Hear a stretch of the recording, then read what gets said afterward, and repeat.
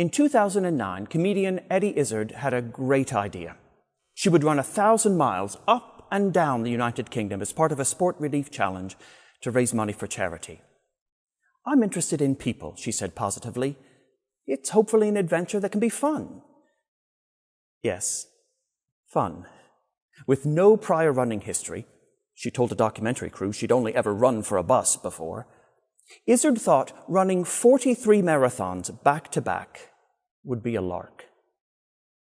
Izzard spent just 5 weeks training for the event, which proved unsurprisingly to be a struggle.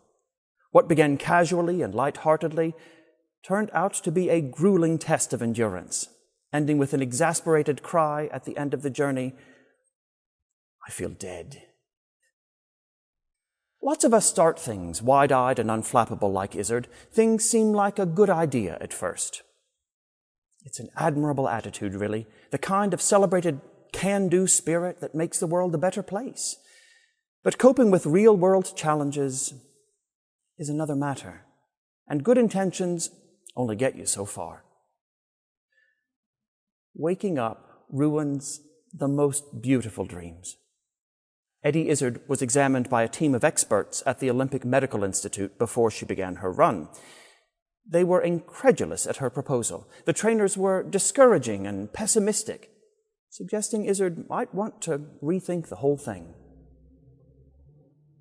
It's disappointing to hear someone tell you that what you want to do won't work, or remind you of all the obstacles and challenges you face. Bad news isn't what you want to hear when something fantastic is planned or is about to happen.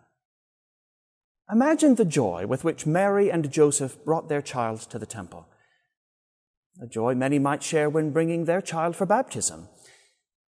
It's a beautiful moment to be celebrated, with hearts full, perhaps still reeling from the breathtaking miracles surrounding their child's birth.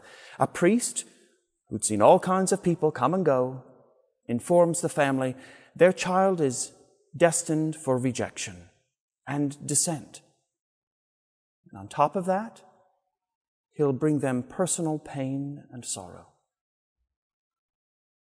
Now, Mary and Joseph might not have presumed an easy road, but who could have blamed them for thinking the Messiah, the Son of God, would bring relief, triumph over the cruel forces plaguing them and their world?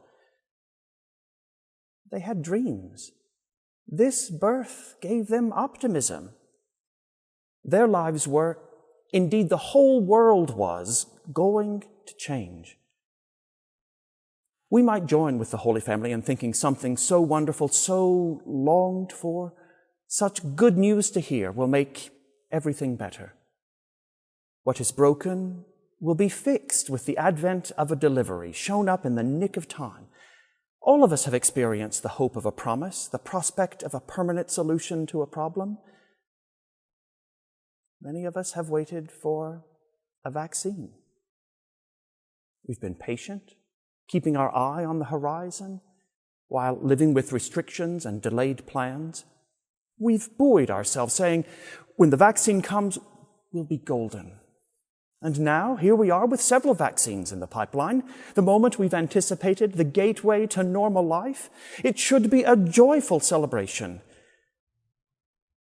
Yet, many of us sit at home with more restrictions, more doubts, more waiting. In today's gospel, we hear that the thing most anticipated, the saving grace of the world, isn't a solution that makes everyone happy. There's forthcoming disappointment, misunderstanding, and contradiction. The long-awaited heaven-sent day of redemption doesn't usher in an era of rest and comfort. It instead is complicated. We might well wonder with Mary and Joseph if this is cause for despair. You might be surprised to know, if you don't already, that since her 2009 adventure, Eddie Izzard hasn't hung up her running shoes. She's gone on to run more.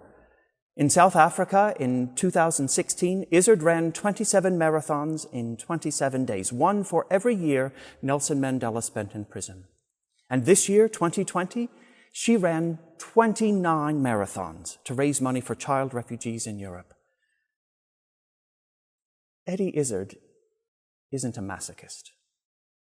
Along with Mary and all of us who claim faith, she remains hopeful, despite the challenges, despite the reality of life's zigs and zags. For the world has seen God's salvation, and God's promises are true. There is light at the end of this tunnel. The news this Christmas is good.